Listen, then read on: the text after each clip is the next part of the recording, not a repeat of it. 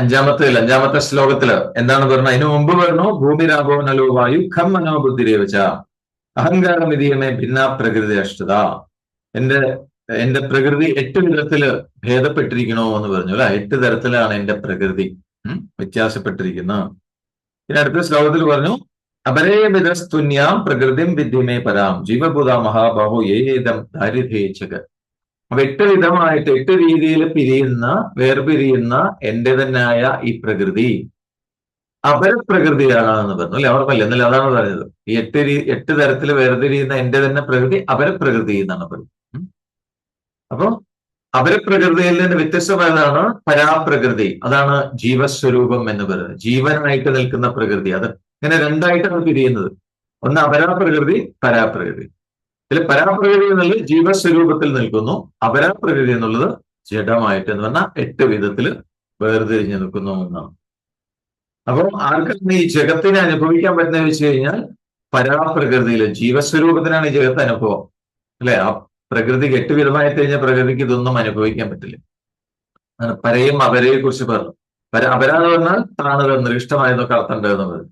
പര എന്ന് പറഞ്ഞാൽ ഉയർന്നത്. അപ്പോ 8ആയി വിഭജിക്കപ്പെട്ടിരിക്കുന്ന ജഡപ്രകൃതിയാണ് എന്ന് പറയും.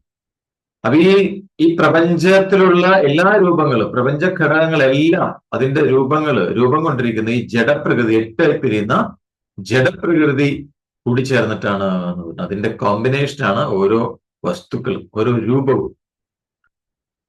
അപ്പൊ ജീവപ്രകൃതി എന്ന് പറയുന്നത് ഈ പറഞ്ഞ രൂപങ്ങളില് പ്രതിബിംബത്തിന്റെ രൂപത്തിൽ അല്ലെ. ചൈതന്യം അങ്ങനെ നിൽക്കുന്നു. അതിന്റെ പ്രതിബിംബ രൂപത്തിൽ കിടന്ന് അതിനെ പ്രവർത്തിപ്പിക്കുന്ന ചൈതന്യമാണ് ജീവപ്രകൃതി എന്ന് പറയുന്നത്. അപ്പൊ ജഡപ്രകൃതിയെ അപരാന്ന് പറയാനുള്ള കാരണം അതിന് സ്വയം അറിയാനുള്ള കഴിവില്ല, ഞാൻ ഉണ്ട് എന്ന് അനുഭവിക്കാനുള്ള കഴിവില്ല, പ്രവർത്തിക്കാനും കഴിവില്ല. അതുകൊണ്ടാണ് ജഡപ്രകൃതിയെ അപര എന്ന് പറയാനുള്ള കാരണം, അല്ലെങ്കിൽ അപകൃഷ്ട എന്ന് പറയാനുള്ള കാരണം. അപ്പൊ ജീവപ്രകൃതിയെ പര അല്ലെങ്കിൽ ഉത്കൃഷ്ടമായതെന്ന് പറയാനുള്ള കാരണം ജീവപ്രകൃതിക്ക് സ്വയം അറിയാനുള്ള കഴിവുണ്ട്, ഞാൻ ഉണ്ട്, അനുഭവമുണ്ട് ജീവപ്രകൃതി. അതുപോലെ ജഡ രൂപങ്ങളെ പ്രവർത്തിപ്പിക്കാനുള്ള കഴിവും ജീവപ്രകൃതി. ഈ ശരീരം ജഡമാണ് അല്ലെ, അതിലെ ജീവനാണ് ഈ ശരീരത്തെ പ്രവർത്തിപ്പിക്കുന്നത്. അതുകൊണ്ട് ജീവൻ പര ആണ്, ഈ ശരീരം അപര അതിൽ വരുന്നതാണ്. അപ്പൊ നേരത്തെ പിന്നെ വേറൊരു കാര്യം കൂടി പറഞ്ഞു. എന്താണ്, എങ്ങനെയാണ് അത് ഓരോ ശരീരങ്ങളിലെ പ്രതിബിംബിക്കുന്നത് എന്ന് പറഞ്ഞു അല്ലെ. വെള്ളത്തില് സൂര്യന്റെ പ്രതിബിംബം പോലെ. അപ്പോ വെള്ളത്തിന്റെ ക്വാളിറ്റി അനുസരിച്ച് പ്രതിബിംബത്തില് വ്യത്യാസം വരും അല്ലെ. അത് നില പറഞ്ഞു, അതിനെക്കുറിച്ച് പറഞ്ഞു. അതേപോലെ തന്നെയാണ് ആ ചൈതന്യമായ എന്താണ് ആ പരമാത്മാവിന്റെ ഗുണങ്ങള്, അറിവ്, ആനന്ദം, ഇതൊക്കെ അത് ആശ്രയിച്ചിരിക്കുന്ന ശരീരത്തിന്റെ സ്വഭാവം അനുസരിച്ച് ആ ജീവപ്രകൃതിയിൽ കൂടിയും കുറഞ്ഞും ഇരിക്കും. അതേപോലെ ജഡം, ജീവൻ എന്ന് പറയുന്നത് പരസ്പരം കണക്റ്റഡ് ആണ്, പരസ്പരം ആശ്രയിച്ചിരിക്കുന്നതാണ്. ഒന്ന് മറ്റൊന്നിനെ ആശ്രയിച്ചാണ് പ്രവർത്തിക്കുന്നത് അല്ലെ. അപ്പൊ ആശ്രയമാണ് ജഡം എന്ന് പറയുന്നത്. അപ്പൊ ജഡമില്ലെങ്കിൽ പ്രതിബിംബമായ ജീവൻ ഉണ്ടാവില്ല അല്ലെ. ശരീരമില്ലെങ്കിൽ അതിൽ ജീവൻ ഉണ്ടാവില്ല. അതേപോലെ ജഡത്തെ ഉണ്ടെന്ന് അറിഞ്ഞ് അനുഭവിക്കാൻ പ്രതിബിംബമായ ജീവനില്ലെങ്കിലോ ജഡം ഇല്ല. അതാണ് പരസ്പരം ആശ്രയിച്ചാണ് അത് നിലനിൽക്കുന്നതെന്നാണ്. അപ്പൊ ജഡം എന്ന് പറയാനുള്ള കാരണം അതിന് സ്വയം നിലനിൽപ്പ് അറിയാൻ പറ്റില്ല, സ്വയം ഉണ്ടെന്ന അനുഭവമില്ല. അപ്പോ ഞാൻ ഉണ്ടെന്ന് അനുഭവിക്കുന്നു, പക്ഷെ ഈ മൊബൈൽ ഫോണിന് ഞാൻ ഉണ്ട് എന്നുള്ള അനുഭവമില്ല, കാരണം ഇത് ജഡമാണ്. മനസ്സിലായോ? വ്യത്യാസം മനസ്സിലായോ? അങ്ങനെ അങ്ങനെ ഓരോ പദാർത്ഥങ്ങൾ എടുത്തു നോക്കിക്കഴിഞ്ഞാൽ അതുകൊണ്ടാണ് അതിന് ജഡം എന്ന് പറയുന്നത്. പക്ഷെ ജീവൻ ഇതെല്ലാം അറിയുന്നുണ്ട്, പ്രപഞ്ചത്തെ അറിയുന്നുണ്ട്, സ്വന്തം ഉണ്മയെയും അറിയുന്നുണ്ട്. ഞാൻ ഉണ്ട് എന്നുള്ള അനുഭവം ജീവനുണ്ട്. അതുകൊണ്ടാണ് അത് പരാപ്രകൃതി എന്ന്, ഉത്കൃഷ്ടമായത് എന്ന് പറയാനുള്ള കാരണം. അപ്പോ ഈ എന്താണ് പരമാത്മാവിന് ഇതുമായിട്ട് നേരിട്ട് യാതൊരു ബന്ധവുമില്ല എന്ന് പറയാം. അതിന്റെ റിഫ്ലക്ഷനാണ് കാണുന്നത് ഈ രൂപങ്ങളിലൊക്കെ കാണുന്നത്, അല്ലാണ്ട് യഥാർത്ഥത്തിൽ അതില്ല, അതിന്റെ പ്രതിബിംബമാണ് എന്ന് പറയുന്നത്. അപ്പൊ പ്രതിബിംബമായതുകൊണ്ട് തന്നെ ഈ ജീവൻ എന്ന് പറയുന്നത് പ്രതിബിംബമാണ്. അപ്പൊ ഈ ജഡവുമായി സമ്പർക്കത്തിൽ ഏർപ്പെട്ടിരിക്കുമ്പോൾ ഈ ജീവനിൽ നേരിടേണ്ടി വരുന്ന പ്രശ്നങ്ങൾ അല്ലെങ്കിൽ ചലനങ്ങൾ ഒന്നും തന്നെ ആ യഥാർത്ഥത്തിലുള്ള എന്താണ് ബിംബത്തിനെ ബാധിക്കുന്നില്ല, പരമാത്മാവിനെ ബാധിക്കില്ല. പ്രതിബിംബത്തിനാണ് ആ ചലനം സംഭവിക്കുന്നത്. അപ്പൊ ഈ ജഡമായിട്ടുള്ള കണക്ഷൻ വിട്ടു കഴിഞ്ഞാൽ പ്രതിബിംബമായ ജീവൻ പ്രതിബിംബത്തിൽ നഷ്ടപ്പെടും, അത് പരമാത്മാവിലേക്ക് ലയിക്കും. അതാണ് മോക്ഷം എന്ന് പറയുന്നത്. അതാണ് നമ്മൾ ഇന്നലെ പറഞ്ഞു നിർത്തിയത് അല്ല. യെസ്. ഇനി അപ്പൊ പ്രകൃതിയെ ഇങ്ങനെ അപരാപ്രകൃതി എന്നും പര എന്നും വിഭജിച്ചു. അതിനുശേഷം പറയുന്ന ഇതാണ്, ഈ പ്രപഞ്ചത്തിലെ എല്ലാ വസ്തുക്കളും, എല്ലാ കാര്യങ്ങളും ഈ പരാപ്രകൃതിയും അപരാപ്രകൃതിയും കൂടിച്ചേർന്നിട്ടാണ് പ്രപഞ്ചത്തിലെ എല്ലാ ഘടകങ്ങളും ഉണ്ടായിരിക്കുന്നത് എന്നാണ് ഈ അടുത്ത ശ്ലോകത്തിൽ പറയാനായിട്ട് പോകും. 6ാമത്തെ ശ്ലോകം ചൊല്ലിക്കോ.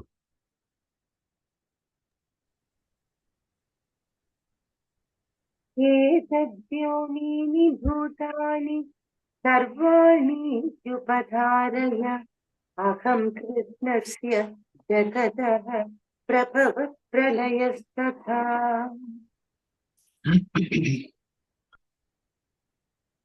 അടുത്തത് തുടർന്ന് പറയുന്നു 6ാമത്തെ ശ്ലോകം.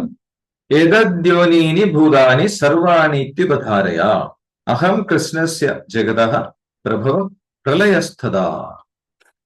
അടുത്ത ശ്ലോകത്തിൽ പറഞ്ഞു സർവാണി ഭൂതാനി എന്നാൽ എല്ലാ ഭൂതങ്ങളും, എല്ലാ പ്രപഞ്ച ഘടകങ്ങളും, ഇത് മുഴുവൻ ഈ രണ്ട് പ്രകൃതികൾ കൂടിക്കലർന്നുണ്ടായതാണ് എന്നാണ്. അപ്പൊ ഇവിടെ കാണുന്ന എന്തെല്ലാം നമ്മൾ കണ്ടുകൊണ്ടിരിക്കുന്നുണ്ടോ ദൃശ്യങ്ങള്, അത് മുഴുവൻ ഈ പരാപ്രകൃതിയും അപരാപ്രകൃതിയും കൂടിച്ചേർന്നിട്ടാണ്. അല്ലെ? അതുകൊണ്ടാണ് ഈശ്വരൻ എല്ലാറ്റിലും അധിവസിക്കുന്നു എന്ന് പറയാനുള്ള കാരണം. ഈശാവാസ്യമിതം സർവം എന്ന് പറയാനുള്ള കാരണം അതാണ്. എല്ലാറ്റിലും ആ പരാപ്രകൃതിയുണ്ട്, ആ ചൈതന്യത്തിന്റെ അംശം എല്ലാറ്റിലും ഉണ്ട്. റിഫ്ലക്ഷന്റെ രൂപത്തിലാണെങ്കിലും എല്ലാ പദാർത്ഥങ്ങളിലും അത് അടങ്ങിയിരിക്കുന്നു. അതേസമയം പദാർത്ഥം എന്ന് പറയുന്നത് അപരാപ്രകൃതിയാണ്, അതിലുള്ള ചൈതന്യം പരാപ്രകൃതിയാണ്. അപ്പൊ ഇതറിയാനാണ് പറയുന്നത് അർജുനോട്. ഈ പ്രപഞ്ചത്തിലുള്ള എല്ലാ വസ്തുക്കളും, എല്ലാ പ്രപഞ്ച ഘടകങ്ങളും ഈ രണ്ട് പ്രകൃതികളും കൂടി ചേർന്നുണ്ടായതാണ്, കൂടിക്കലർന്നുണ്ടായതാണ് എന്ന് അതറിയാൻ പറയണം അർജുനോട്. ഇത് രണ്ടും കൂടിക്കലർന്നുണ്ടായതാണെന്ന് അറിയൂ. അതേപോലെ തന്നെ ഞാൻ പരമാത്മാവാണ്, അത് നേരത്തെ പറഞ്ഞു. അപ്പൊ പരമാത്മാവായ ഞാന് ഈ മുഴുവൻ പ്രപഞ്ചത്തിന്റെയും സോഴ്സാണ്, ഉദ്ഭവസ്ഥാനമാണ്. എന്നിൽ നിന്നാണ് എല്ലാം ഉണ്ടായിരിക്കുന്നത്. ഈ പ്രപഞ്ചം മുഴുവൻ ഉണ്ടായിരിക്കുന്നത് എന്നിൽ നിന്നാണ്, അതിന്റെ ഉത്ഭവം എന്നിൽ നിന്നാണ്. നീ ഇതെല്ലാം തിരിച്ച് ലയിച്ചു ചേരുന്നതോ അതും എന്നിൽ തന്നെയാണ് എന്ന് കൃഷ്ണൻ പറയും. അപ്പൊ ഇവിടെ കൃഷ്ണൻ അങ്ങനെ പറയണമെന്ന് പറയുമ്പോൾ ഉടനെ ഓർമ്മ വരേണ്ടത് കൃഷ്ണനെ ആ ഓടക്കുഴലിൽ പിടിച്ചു നിൽക്കുന്ന കൃഷ്ണനല്ല. മനസ്സിലാവുന്നുണ്ടോ? കൃഷ്ണൻ ഇവിടെ ഇത് മുഴുവൻ പറയുന്നത് പരമാത്മാവായിട്ടാണ് പറയുന്നത്. ആ ബോധത്തിൽ, ആ ഭാവത്തിലാണ് അദ്ദേഹം ഇത് മുഴുവൻ പറയുന്നത്. അപ്പൊ പരമാത്മാവാണ് ഉള്ള വസ്തു എന്ന് പറയുന്നത് അതാണ്. അതിലാണ് മറ്റെല്ലാം ഉണ്ടായിരിക്കുക. അപ്പൊ അതിൽ നിന്നാണ് ഇതെല്ലാം ഉണ്ടായത്, അതിലേക്ക് തന്നെയാണ് തിരിച്ചു പോകുന്നത്. ഉദ്ഭവസ്ഥാനം അതാണ്, ലയസ്ഥാനം അതാണ് എന്നറിയൂ പറയാണ്. അപ്പൊ പരമകാരണമാണ്, പ്രപഞ്ചത്തിന്റെ പരമമായ കാരണമാണ് അദ്ദേഹം. എന്തുകൊണ്ടാണ് പരമകാരണം എന്ന് പറയാൻ കാരണം? ആ പരമകാരണത്തിന് അപ്പുറത്ത് പിന്നെ വേറെ ഒന്നുമില്ല, അതിനൊരു കാരണമില്ല. പരമകാരണത്തിന് ഉണ്ടാവാൻ പ്രത്യേകിച്ചൊരു കാരണമില്ല, അതങ്ങനെയാണ്. അതുകൊണ്ടാണ് അതിന് പരമകാരണം. അത് മറ്റെല്ലാറ്റിനും കാരണമാണ്, അതുകൊണ്ടാണ് അതിന് പരമമായ കാരണം എന്ന് പറയുന്നത്. അപ്പൊ പരമകാരണമായതുകൊണ്ട് ആ പരബ്രഹ്മം എന്ന് പറയുന്നത് നിർവികാരമാണ് എന്നുള്ളത്. അത് നിർവികാരമായിരുന്നാലേ പറ്റൂ. കാരണം വികാരപ്പെട്ട് മാറ്റം വരുന്നതൊക്കെ ജനന മരണങ്ങൾക്ക് വിധേയമായിരിക്കും, അല്ലെ? കാരണം മാറുന്നതൊന്നും ശാശ്വതമല്ല എന്ന് പറഞ്ഞു. അപ്പൊ പരമാത്മാവ് ശാശ്വതമാണ്, അതുകൊണ്ട് തന്നെ അതിന് മാറ്റമില്ലാത്തതാണ്. അപ്പൊ അത് നിർവികാരമാണ് പരമാത്മാവ് എന്ന് പറയും. അപ്പൊ അങ്ങനെ ആ വികാരപ്പെട്ട് മാറുന്ന ഒന്നിനും തന്നെ പരമകാരണമാവാൻ പറ്റില്ല. കാരണം ജനിക്കുക, മരിക്കുക, അല്ലെങ്കിൽ ഉണ്ടാവുക, നശിക്കുക ചെയ്യുന്ന വസ്തുവിന് പുറകില് വേറൊരു കാരണമുണ്ടാവും. വേറൊരു കാരണത്തിൽ നിന്നാണ് കാര്യം ഉണ്ടാവുന്നതും നശിക്കുന്നതും. അപ്പൊ അതിന് വേറൊരു കാരണം ഉണ്ടാവും. അപ്പൊ അങ്ങനെ അതിനൊരു ഏതൊന്നിന് മറ്റൊന്ന് കാരണമാകുന്നുവോ അപ്പൊ ആ വസ്തു പരമകാരണമാവില്ല. അപ്പൊ ഏതൊന്ന് വേറൊരു കാരണവുമില്ലാതെ നിലനിൽക്കുന്നുവോ അതാണ് എല്ലാറ്റിനും പരമമായ കാരണം. അപ്പൊ ബ്രഹ്മമാണ് എല്ലാറ്റിനും പരമമായ കാരണം, അതിൽ നിന്നാണ് ഇത് മുഴുവൻ ഉത്ഭവിക്കുന്നത് എന്നാണ് പറയുന്നത്. അപ്പൊ ബ്രഹ്മത്തില് ശക്തിസ്പന്ദനമാണ് ആദ്യം ഉണ്ടാവുന്നത് പറഞ്ഞു. ആ ശക്തിസ്പന്ദനം ഉണ്ടാകുന്ന ആ ശക്തി ബ്രഹ്മത്തിൽ ഒരു മാറ്റവും വരുത്തുന്നില്ല, ബ്രഹ്മത്തിൽ ഒരു വികാരവും വരുത്തുന്നില്ല. അപ്പൊ അങ്ങനെ ശക്തിസ്പന്ദനം ഉണ്ടായി അത് രണ്ട് പ്രകൃതിയായി മാറുന്നു, പരാപ്രകൃതിയും അപരാപ്രകൃതിയുമായി മാറുന്നു. ഇതൊക്കെ എങ്ങനെ ഉണ്ടാവണം എന്നുള്ളത് പറയാം. ആദ്യമുള്ളത് പരമാത്മതത്വം, ബോധം, കോൺഷ്യസ്നെസ്, അത് മാത്രമാണുള്ളത്. അതില് ആ പരമാത്മാവിന്റെ തന്നെ മായ, ആ ശക്തിയാണ് സ്പന്ദനം ഉണ്ടാക്കുന്നത്. മായാശക്തിയാണ് സ്പന്ദനം. ആദ്യത്തെ ജഡരൂപം അതാണ് ശക്തി സ്പന്ദനം. അത് ജഡാത്മം. അപ്പൊ ആ ശക്തി സ്പന്ദനത്തിലൂടെ പ്രകൃതി രണ്ടായി പിരിയുന്നു. അപരാപ്രകൃതി, പരാപ്രകൃതി. അപ്പൊ അങ്ങനെ വേർതിരിഞ്ഞ പരാപ്രകൃതിയും അപരാപ്രകൃതിയാണ് ഈ പ്രപഞ്ചത്തെ മുഴുവൻ ഉണ്ടാക്കി കാണിക്കുന്നത്. അപ്പോ ഈ ശക്തിക്ക് സ്പന്ദിക്കാനും തിരിച്ച് ലയിക്കാനും ഇടം കൊടുക്കുന്നത് ബ്രഹ്മമാണ്.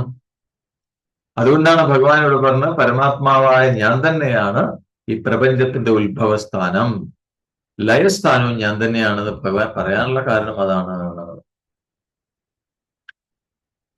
അപ്പോ ഉണ്ടായി നിലനിന്ന് നശിക്കുന്ന കാര്യങ്ങളായി പ്രപഞ്ചഘടകങ്ങള്, അതിനെ കണ്ടിട്ടാണ് ഒരു സത്യാന്വേഷി സത്യം അന്വേഷണത്തിൽ പുറപ്പെടുന്നത്, അല്ലെ? ഇതിന്റെയൊക്കെ കാരണം എന്താണെന്ന് അന്വേഷിക്കാൻ പുറപ്പെടുന്നത്.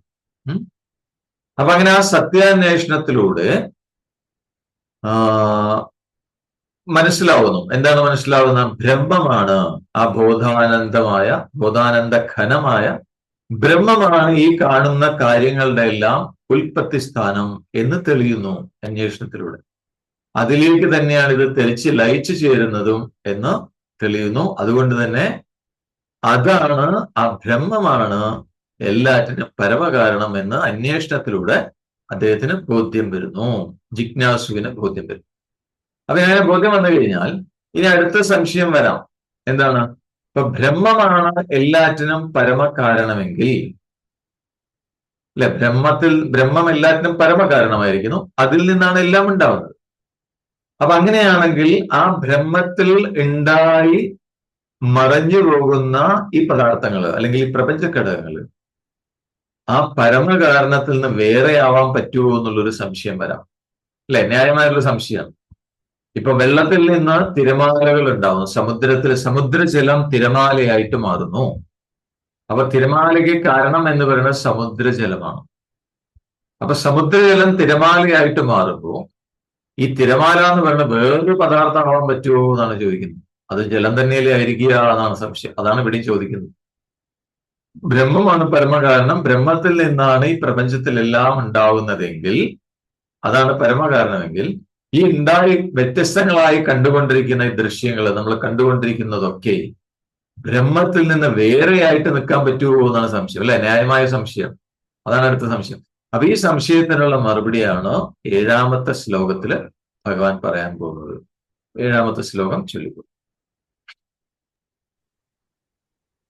മത്തപരതരം നാന്യത് കിഞ്ചിദസ്തി ധനഞ്ജയ മയി സർവമിദം പ്രോതം സൂത്രേ മണിഗണൈവ. ഇത് നമ്മളെല്ലാവരും കേട്ടിട്ടുണ്ടാവൂല. ഗുരുജിയും പലതവണ പറഞ്ഞ സൂത്രേ മണിഗണ ഇവ. അഡ്വാൻസ് കോഴ്സ് ചെയ്തവരൊക്കെ കേട്ടിട്ടുണ്ടാവും. അതിലൊരു വീഡിയോയിൽ ഗുരുജി ഇതിനെ കുറിച്ച് പറയുന്നത്, അല്ലെ? മത്ത പരതരം നാന്യത് കിഞ്ചിദസ്തി ധനഞ്ജയ മയി സർവമിതം പ്രോതം സൂത്രേ മണിഗണ ഇവ. അടുത്ത ശ്ലോകത്തില് പറയുന്നതാണ്. ധനഞ്ജയൻ അർജുനോട് പറയുന്ന, ധനഞ്ജയ, അർജുന, എന്നിൽ എന്ന് പറഞ്ഞാൽ ഞാൻ പരമാത്മാവിൽ നിന്ന് ഭിന്നമായി, എന്നിൽ നിന്ന് വ്യത്യസ്തമായി ഇവിടെ വേറൊന്നും തന്നെ ഇല്ല എന്ന് എടുക്കലേറി. ഈ പ്രപഞ്ചത്തിൽ എന്തെല്ലാം പദാർത്ഥങ്ങളുണ്ടോ, പ്രപഞ്ച ഘടകങ്ങൾ എന്തൊക്കെ ഉണ്ടോ, അതൊന്നും എന്നിൽ നിന്ന് വേറെയല്ല.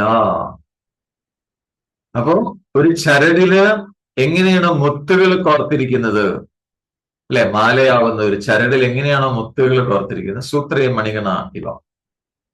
അതേപോലെ ഈ കാണുന്ന പ്രപഞ്ച ഘടകങ്ങൾ മുഴുവൻ എന്നിൽ കോർക്കപ്പെട്ടിരിക്കുന്നു എന്നാണ്.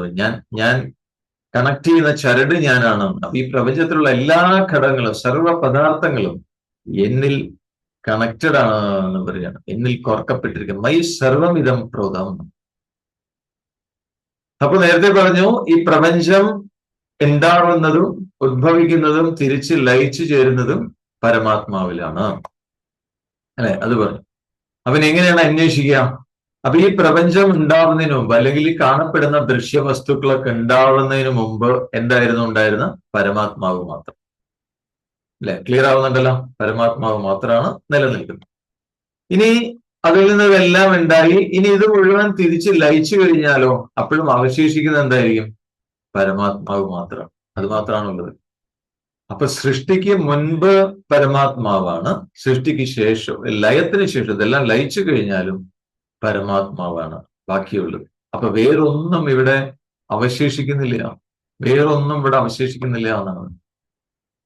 അപ്പൊ ഈ സൃഷ്ടിക്കും അത് തിരിച്ച് ലയിക്കുന്നതിനും ഇടയ്ക്ക് പരമാത്മാവില് സ്പന്ദിച്ചു വരുന്ന ഈ ശക്തി, അതുപോലെ അത് ഉണ്ടാക്കി കാണിക്കുന്ന ഈ പ്രപഞ്ചഘടങ്ങള്, അതെല്ലാം തന്നെ പരമാത്മാവിന്റെ രൂപഭേദങ്ങളാണ് പറയാം. അപ്പൊ ഇതൊക്കെ പരമാത്മ തത്വം തന്നെയാണ്. അത് പ്രത്യക്ഷ പരബ്രഹ്മം എന്ന് വേണമെങ്കിൽ വിളിക്കാം ഇതിനെ മുഴുവൻ. പ്രത്യക്ഷ ബ്രഹ്മം എന്ന് വേണമെങ്കിൽ വിളിക്കാം. അല്ലെ, രൂപത്തിൽ ഇങ്ങനെ മുന്നിൽ വന്ന് പ്രത്യക്ഷപ്പെട്ടിരിക്കുക, അത് തന്നെയാണ് ഈശ്വരൻ എന്ന് വേണമെങ്കിൽ പറയാമെന്നാണ് പറയുന്നത്. വേണമെങ്കിലല്ല, അത് അങ്ങനെ തന്നെയാണ്. അത് ഈ പ്രപഞ്ച ഘടകങ്ങളെല്ലാം പരമാത്മാവിന്റെ തന്നെ വ്യത്യസ്ത രൂപങ്ങളാണ്. അപ്പൊ അതുകൊണ്ടാണ് ഇവിടെ ഭഗവാൻ എന്നിൽ നിന്ന് വ്യത്യസ്തമായിട്ട് ഇവിടെ വേറെ ഒന്നുമില്ല എന്ന് പറയുന്നത്. മനസ്സിലായോ? കേട്ടോ? പക്ഷെ എന്നാലും ഈ പ്രപഞ്ചത്തിൽ ഓരോന്നും വേറെ വേറെ ആയിട്ട് കാണപ്പെടുന്നുണ്ടല്ലോ, അല്ലെ? അതെങ്ങനെയാണ്? സംശയം വരാം. അപ്പൊ ഈ വേറെ വേറെ കാണപ്പെടുന്നുണ്ടല്ലോ, അതൊന്നും സാരാക്കണ്ടെന്നാണ് പറയുന്നത്. കാരണം ഇതെല്ലാം ഈ വേറെ വേറെ ആയിട്ട് കാണപ്പെടുന്ന പദാർത്ഥങ്ങൾ മുഴുവൻ ഒരു ചരടിൽ എങ്ങനെയാണോ മുത്ത് കോർത്തിട്ടിരിക്കുന്നത്, അതേപോലെ പരമാത്മാവുമായി ബന്ധപ്പെട്ടിരിക്കുന്നു ഇവിടെ കാണുന്ന എല്ലാം എന്നാണ് പറയുന്നത്. എല്ലാം അതുമായി ബന്ധപ്പെട്ടിരിക്കുന്നു. മനസ്സിലാവുന്നുണ്ടോ? ഇനി ആരും ഞാൻ ഒറ്റയ്ക്കായി പോയി എന്ന് പറഞ്ഞ കരയേണ്ട കാര്യമില്ല, അല്ലെ? പലപ്പോഴും പ്രായമാവുമ്പോൾ നമ്മൾ പറയണ ഈ ആരുമില്ല, ഞാൻ ഒറ്റയ്ക്കാണ്. കൂടെ ഭഗവാനുണ്ട്. അതാണ് പറഞ്ഞു വരുന്നത്. ഭഗവാന്റെ കണക്ഷൻ ഉണ്ട് നമ്മളുടെ ഉള്ളിലൂടെ, ഓരോരുത്തരുടെ ഉള്ളിലൂടെ കണക്റ്റഡ് ആണ്. അപ്പൊ ചരടിൽ കോർക്കപ്പെട്ട മുത്തുകളെ പോലെയാണ് എന്നാണ് പറയുന്നത്. അപ്പൊ ഇവിടെ വേറൊരു സംശയം വരാം. എന്താ ചോദിച്ചു കഴിഞ്ഞാൽ ചരട് മുത്തുകളെ പറഞ്ഞാൽ അത് വേറെ വേറെ ആണല്ലോ എന്ന് പറയാം. പക്ഷെ ഇത് ആ രീതിയിൽ സംശയിക്കേണ്ട കാര്യമില്ല എന്നാണ് പറയുന്നത്. കാരണം ഒരു മുത്തുകളെ എങ്ങനെയാണോ ചരട് ഒരുമിപ്പിച്ച് ചേർത്തിരിക്കുന്ന ഒരു മാലയില്, അതേപോലെ ഈ പലതായി കാണപ്പെടുന്ന പ്രപഞ്ചത്തിലെ ഈ നാമരൂപങ്ങളൊക്കെ പരമാത്മാവിൽ ഒരുമിച്ച് കാണപ്പെടുന്നവയാണ്. അല്ലാണ്ട് ഒരു മാലയൊന്നും സങ്കല്പിക്കേണ്ട ആവശ്യമില്ല, അല്ലെങ്കിൽ ഒരു ചരടൊന്നും സങ്കല്പിക്കേണ്ട ആവശ്യമില്ല. ഇതിന്റെ യഥാർത്ഥത്തിൽ അർത്ഥം എന്താണ്? ഇവിടെ വേറെ വേറെ ആയിട്ട് പലതായിട്ട് കണ്ടുകൊണ്ടിരിക്കുന്ന രൂപങ്ങളൊന്നും തന്നെ പരമാത്മാവിലാണ് അതെല്ലാം സ്ഥിതി ചെയ്യുന്നത്. പരമാത്മാവിൽ ഒരുമിച്ച് കാണപ്പെടുകയാണ്. അത്ര അർത്ഥമാക്കണ്ടല്ലോ എന്നുള്ളത്. അപ്പൊ എന്നിൽ നിന്ന് വ്യത്യസ്തമായിട്ട് വേറെ ഒന്നുമില്ല എന്ന് ആദ്യം പറഞ്ഞു, അല്ലെ? എന്നിൽ നിന്ന്, പരമാത്മാവായ എന്നിൽ നിന്ന് ഭിന്നമായി വ്യത്യസ്തമായിട്ട് ഇവിടെ വേറൊന്നും ഇല്ല എന്ന് ആദ്യം പറഞ്ഞു. പിന്നെ ഒരു ഉദാഹരണം പറഞ്ഞേ ഉള്ളൂ. എന്താണ്? മാല എങ്ങനെയാണ് മുത്തുകൾ കോർത്തിട്ടിരിക്കുന്ന ചരട്, അതുപോലെ ഒരു ഉദാഹരണം പറഞ്ഞു. അപ്പൊ ഈ ബ്രഹ്മം അത് ബോധാനന്ദ സ്വരൂപമാണ്. അപ്പൊ ഈ പരബ്രഹ്മം, ഈ ബ്രഹ്മം എങ്ങനെയാണ് ഈ സ്ഥൂല ജഡപദാർത്ഥമായിട്ട് കാണപ്പെട്ടത്? എങ്ങനെയാണ്? അതിനെക്കുറിച്ചാണ് ഇനി പറയാൻ പോകുന്നത്. നേരത്തെ പറഞ്ഞു പരബ്രഹ്മം ചൈതന്യമാണ്, അതിലൊരു വികാരവും ബാധിക്കുന്നില്ല എന്ന് പറഞ്ഞു. പക്ഷെ ഈ സ്ഥൂലമായിരിക്കുന്ന ഈ ജഡരൂപമായിട്ട് എങ്ങനെയാണ് ഈ പരമാത്മാവ് പ്രത്യക്ഷപ്പെടുന്നത്? ഇനി ബോധം തന്നെയാണ് ഈ ജഡരൂപമായിട്ട് കാണപ്പെടുന്നതെങ്കിൽ, അപ്പൊ ഈ ജഡരൂപം ഒരു മറയായിട്ട് നിൽക്കുകയാണ്. രൂപം കണ്ടപ്പോൾ ഒരു മറയായിട്ട് നിൽക്കുകയാണ്. അപ്പൊ അങ്ങനെയാണെങ്കിൽ ഈ മറയ്ക്ക് അപ്പുറത്തുള്ള സത്യം കണ്ടെത്താനുള്ള മാർഗം എന്താണ്? അങ്ങനെയൊക്കെ സംശയം വരാം. അപ്പോ ഈ ജഡാനുഭവം എന്ന് പറയുന്നത് വളരെ കട്ടിപിടിച്ച സ്ഥൂലമാണല്ലോ. അത് അപ്പുറത്തേക്ക് പോകാൻ വളരെ ബുദ്ധിമുട്ടാണ്. അത്ര എളുപ്പത്തിൽ പറ്റില്ല. കാരണം നമ്മളിതിൽ കുടുങ്ങിക്കിടക്കുകയാണ്, അല്ലെ? അതുകൊണ്ടാണ് പറഞ്ഞ ഹിരൺമയേന പാത്രേണ സത്യസ്യാപിതം വിഹിതം മുഖം എന്ന് പറയാനുള്ള കാരണം ഉപനിഷത്തിൽ പറയും. തേജോമയമായ സ്വർണ്ണവർണ്ണമായ ഒരു പാത്രം കൊണ്ട് സത്യത്തിന്റെ മുഖം മറച്ചിരിക്കുകയാണ്, അല്ലെ? അപ്പൊ ഇവിടെ സ്വർണ്ണവർണ്ണമായ പാത്രം എന്ന് പറഞ്ഞു കഴിഞ്ഞാൽ എന്താ ഉദ്ദേശിക്കും? ഈ പ്രപഞ്ച പദാർത്ഥങ്ങളെ, ഈ പ്രപഞ്ച ഘടകങ്ങളാണ്. അപ്പൊ അത് ആ സത്യത്തിനെ മറച്ചിരിക്കുന്ന പോലെയാണ് എന്നാണ് പറയുന്നത്. അപ്പൊ ഈ കട്ടിപിടിച്ചിരിക്കുന്ന ഈ ജഡാനുഭവത്തില് ഉള്ള സൂക്ഷ്മ രൂപങ്ങളെ അന്വേഷിക്കലാണ് ഇതിന് മാർഗം എന്നാണ് പറയുന്നത്.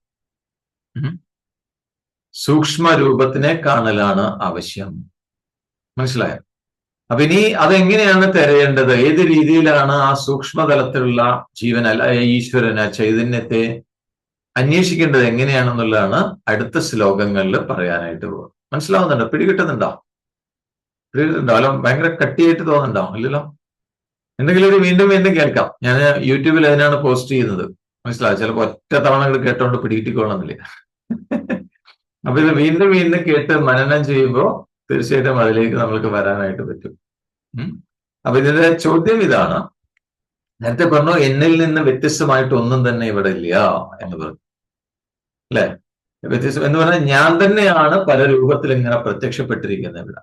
എന്തൊക്കെ വ്യത്യസ്തമായ രൂപങ്ങൾ കാണപ്പെടുന്നുണ്ടോ അത് മുഴുവൻ ഞാൻ തന്നെയാണ്, അല്ലെങ്കിൽ എന്നിലാണ് ഇതെല്ലാം നിൽക്കുന്നത്. ഏതുപോലെ ചോദിച്ചു കഴിഞ്ഞാൽ ഒരു മാലയിലെ മുത്തുകള് പരസ്പരം കണക്ട് ചെയ്തിരിക്കുന്ന ഒരു ചരടാണ് സൂത്രം, അല്ലെ? ചരടിലാണ് കോർക്കപ്പെട്ടിരിക്കുന്നത്. അപ്പൊ ഈ എല്ലാ മുത്തുകളെയും കണക്ട് ചെയ്തുകൊണ്ട് ഒരു ചരടുണ്ട്. അതേപോലെയാണ് ഇവിടെ എല്ലാ പ്രപഞ്ച ഘടകങ്ങളിലും നിറഞ്ഞിരിക്കുന്നത് ഞാനാണ് എന്നാണ് അതിന്റെ അർത്ഥം. മനസ്സിലായി? എന്നിലാണ് അതെല്ലാം നിൽക്കുന്നത്. അപ്പോ ആ ബോധം, ആ കോൺഷ്യസ്നെസ്, അല്ലെ, ആ ബോധാനന്ദ സ്വരൂപമായ പരബ്രഹ്മം സ്ഥൂല രൂപത്തിൽ പ്രത്യക്ഷപ്പെട്ടു. അപ്പൊ സ്ഥൂല രൂപത്തില് ഈ ജഡരൂപമായിട്ട് പ്രത്യക്ഷപ്പെട്ടപ്പോൾ എന്ത് സംഭവിച്ചു? ആ സൂക്ഷ്മമായ ചൈതന്യത്തിന് അല്ലെങ്കിൽ ബ്രഹ്മത്തിന് അതൊരു മറയായിട്ട് തീർന്നു, അല്ലെ? നമ്മൾ കണ്ണു തുറന്ന് കാണുമ്പോൾ പഞ്ചേന്ദ്രിയങ്ങളോട് അനുഭവിക്കുന്ന ഈ സ്ഥൂല പ്രപഞ്ചത്തെയാണ് നമ്മൾ അനുഭവിക്കുന്നത്. അപ്പൊ അതിനപ്പുറത്തുള്ള അതിന്റെ ബാക്ക്ഗ്രൗണ്ടിൽ നിൽക്കുന്ന അല്ലെങ്കിൽ അതിന്റെ പശ്ചാത്തലത്തിൽ നിൽക്കുന്ന സത്യത്തിനെ നമുക്ക് അറിയാനായിട്ട് പറ്റണില്ല. മനസ്സിലായോ? കാരണം അത് വളരെ സൂക്ഷ്മമാണ്. അപ്പൊ അതിനെ അറിയാനുള്ള ഉപായം എന്താണ് എന്ന് പറയുന്നത്? അതിനെ അറിയാനുള്ള ഉപായം എന്ന് പറയുന്നത് ഈ സ്ഥൂലമായ ഈ രൂപങ്ങളില് ഉള്ള സൂക്ഷ്മ രൂപങ്ങളെ അന്വേഷിക്കലാണ്. അതിനെ അന്വേഷിക്കുക. ഇതിൽ സൂക്ഷ്മമായത് എന്താണ്? അപ്പൊ ഈ തെരച്ചിൽ, ഈ അന്വേഷണം എങ്ങനെയാണെന്നുള്ളതാണ് അടുത്ത 5 പദ്യങ്ങൾ കൊണ്ട് ഭഗവാൻ പറയാനായിട്ട് പോകുന്നത്. അപ്പൊ അടുത്ത ഒരെണ്ണം കൂടി നമുക്ക് നോക്കിയിട്ട് നിർത്താം. 8ാമത്തെ ശ്ലോകം ചൊല്ലിക്കും. എന്നെ എവിടെയാണ് അന്വേഷിക്കേണ്ടത് എന്നുള്ളത് പറയണം ഭഗവാൻ.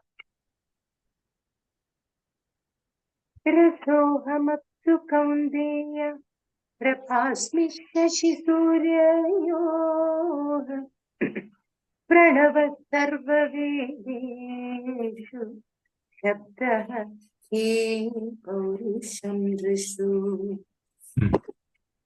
അടുത്ത ശ്ലോകത്തിൽ പറയുന്നു, രസോഹമപ്സു കൗന്ദേയ പ്രഭാസ്മി ശശിസൂര്യോഃ പ്രണവഃ സർവവേദേഷു ശബ്ദഃ ഖേ പൗരുഷം ദൃശുഃ.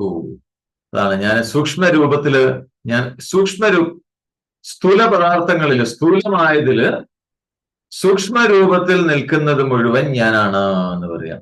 ഇപ്പൊ സ്ഥൂല രൂപങ്ങൾ കാണുന്നുണ്ടല്ലോ, അതാണ് നമ്മൾ കാണുന്നത്. പക്ഷെ അതിനൊരു സൂക്ഷ്മമായ ഒരു ഘടകമുണ്ട് അതിനകത്ത്. ഈ സ്ഥൂല രൂപങ്ങളിൽ മുഴുവൻ സൂക്ഷ്മമായ ഒരു തത്വമുണ്ട്, അത് ഞാനാണ് എന്ന് പറയുന്നത്. അതാണ് രസോഹമപ്സു. അപ്പ് എന്ന് പറഞ്ഞാൽ വെള്ളമാണ്. വെള്ളത്തിൽ രസം, അല്ലെ? വെള്ളത്തിന്റെ ടേസ്റ്റ് എന്ന് പറയുന്നത് ഞാനാണ് എന്നാണ്. വെള്ളത്തിലെ രസം ഞാനാണ്. അപ്പൊ വെള്ളം എന്നുള്ള, ജലം എന്നുള്ളത് സ്ഥൂലഭൂതമാണ്. അതിന്റെ തന്മാത്ര സൂക്ഷ്മഭൂതമാണ് അതിന്റെ രസം എന്ന് പറയുന്നത്. അപ്പൊ ജലത്തിലെ രസം ഞാനാണ് എന്ന് പറയുന്ന അർജുനൻ. അതേപോലെ ചന്ദ്രനിലെ സൂര്യനുള്ള ആ പ്രകാശം, അത് ഞാൻ, അതിന്റെ രൂപം ഞാനാണ് എന്ന് പറയാം. പിന്നെയോ വേദങ്ങളില് ഓംകാരമാണ് ഞാന്. വേദങ്ങളിൽ അടങ്ങിയിരിക്കുന്ന ഓംകാരം. ഇനി ആകാശത്തിലും, ആകാശം സ്ഥൂലഭൂതമാണ്. അപ്പൊ ആകാശത്തിന്റെ തന്മാത്ര എന്ന് പറയുന്നത് സൗണ്ടാണ്, ശബ്ദമാണ്.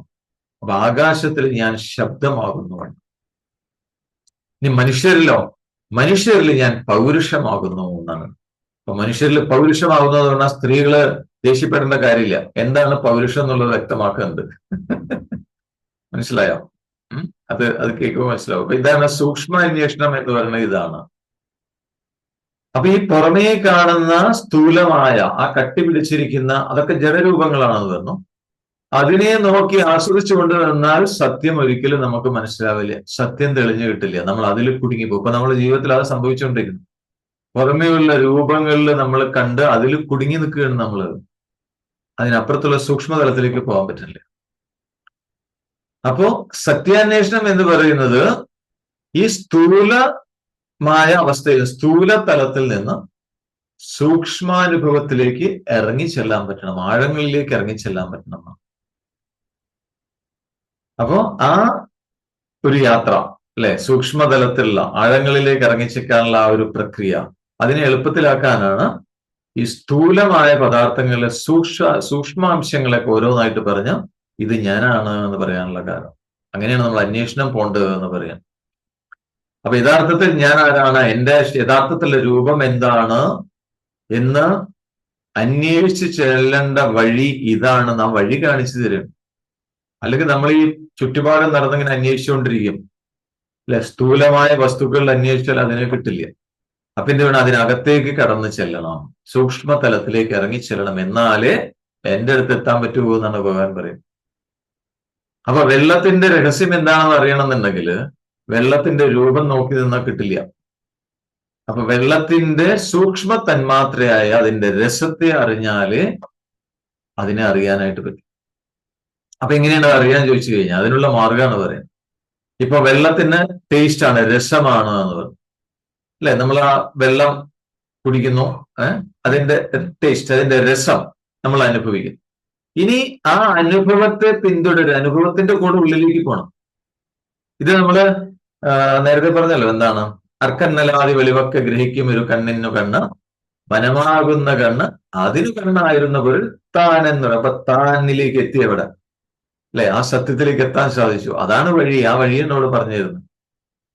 ഇപ്പൊ കണ്ണ് നോക്കുകയാണെങ്കിൽ എന്താണ്, കണ്ണിലെ കാഴ്ച എന്ന് വേണമെങ്കിൽ പറയാം. ഇവിടെ ജലത്തിലെ ടേസ്റ്റ്, രസത്തിനെയാണ് പറയുന്നത്. അപ്പൊ നമ്മള് ജലം രുചിക്കുന്നു, അതിന്റെ രസം, അല്ലെ, അതിന്റെ ടേസ്റ്റ് നമ്മൾ അനുഭവിക്കുന്നു.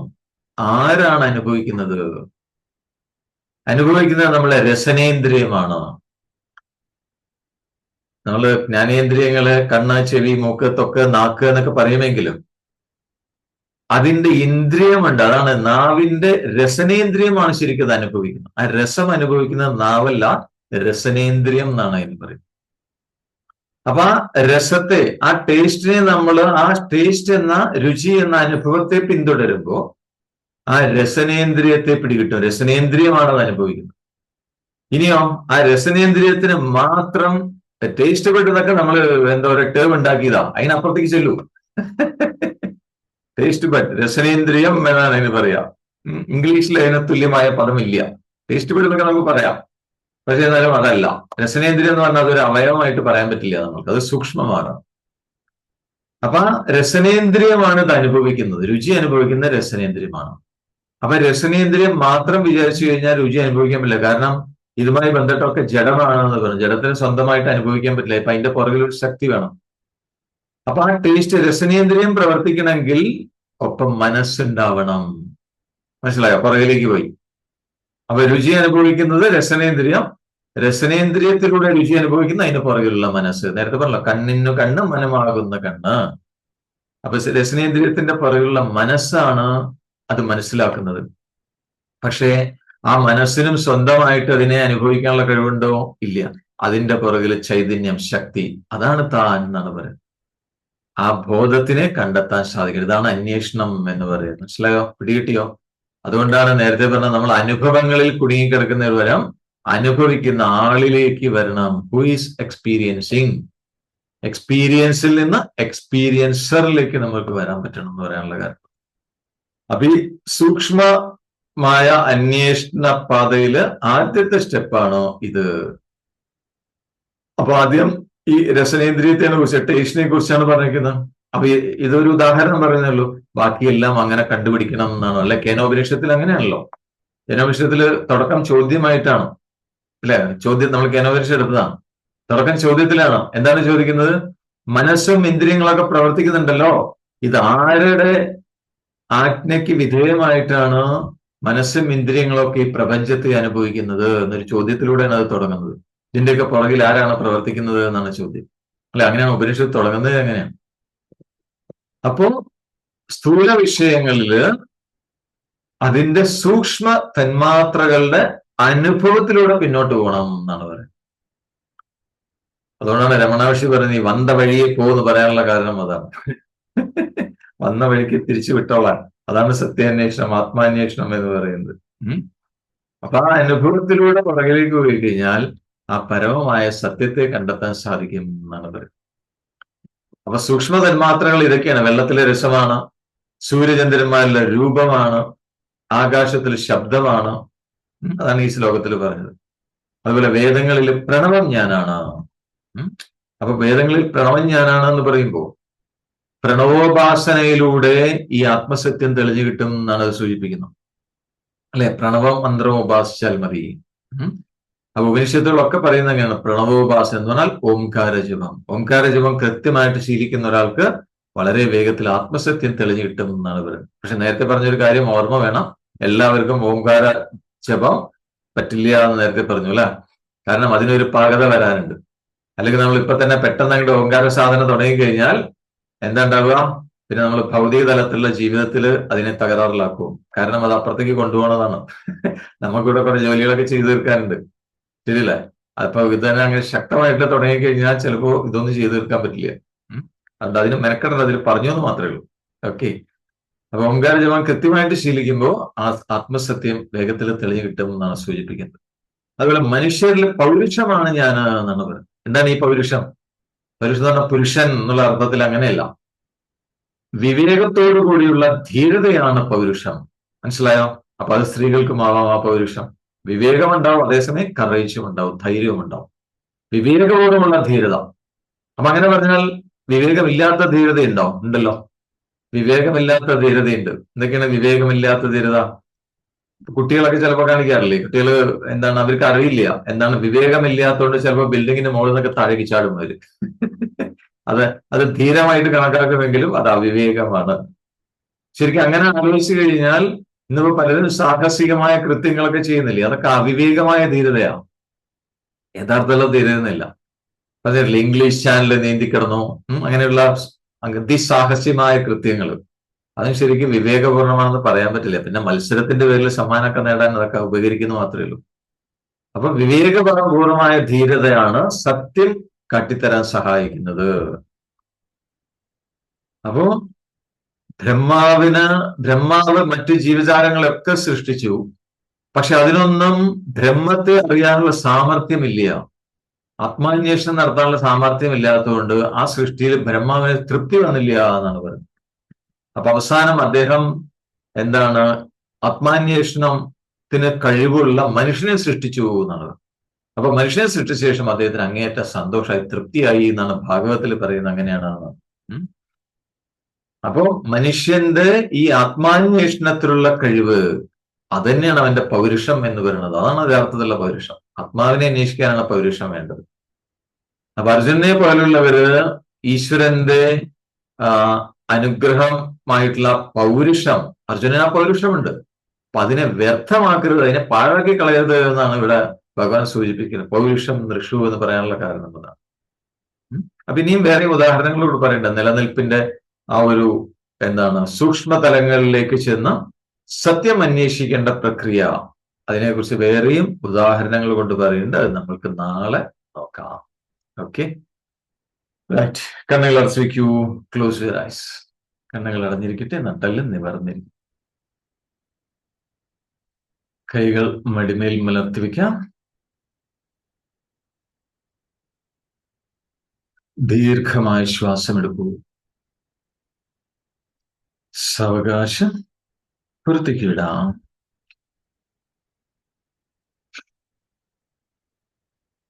കൈകൾ അയഞ്ഞിരിക്കുന്നു, തോളുകൾ അയഞ്ഞിരിക്കട്ടെ.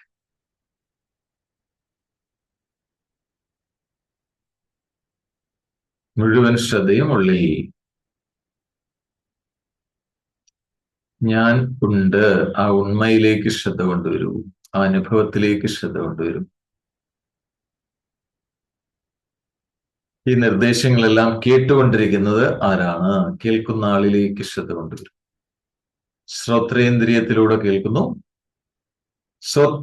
ശ്രോത്രേന്ദ്രിയത്തിലൂടെ കേൾക്കുന്ന മനസ്സിനെ കുറിച്ച് ബോധമുള്ളവരാകൂ. ആ മനസ്സിനെയും പ്രവർത്തിപ്പിക്കുന്ന ചൈതന്യം, ഞാൻ എന്ന് വിളിക്കുന്ന ഉണ്മ, അതിലേക്ക് ശ്രദ്ധ കൊണ്ടുവരും.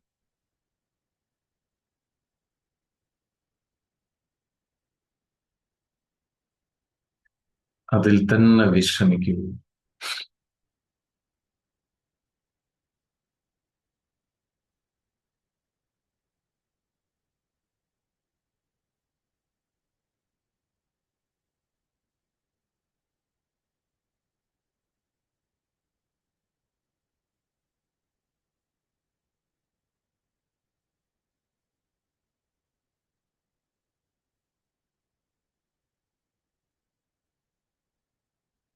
ഓം സം സമിത്യുവസേ വൃഷന്നഗ്നേ വിശ്വാനര്യ ഇളസ്പദേ സമിധ്യശേഷനോ വസൂന്യാഭര സംഘച്ഛധ്വം സംവദധ്വം സംവോ മനാംസി ജാനത ദേവാഭാഗം യഥാ പൂർവേ സഞ്ജാനാന ഉപാസത്തെ സമാനോ മന്ത്രഃ സമിതിഃ സമാനീ സമാനം മനഃ സഹ ചിത്തമേഷാം സമാനം മന്ത്രമഭിമന്ത്ര ഏവ സമാനേന വോഹവിഷാ ജുഹോമി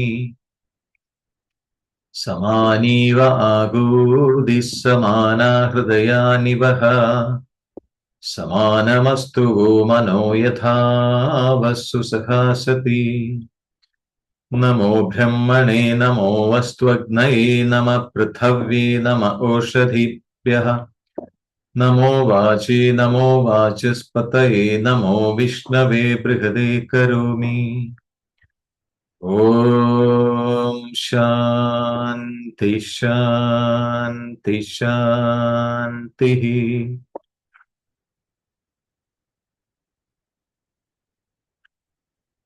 ദീർഘമായ ശ്വാസമെടുക്കാം.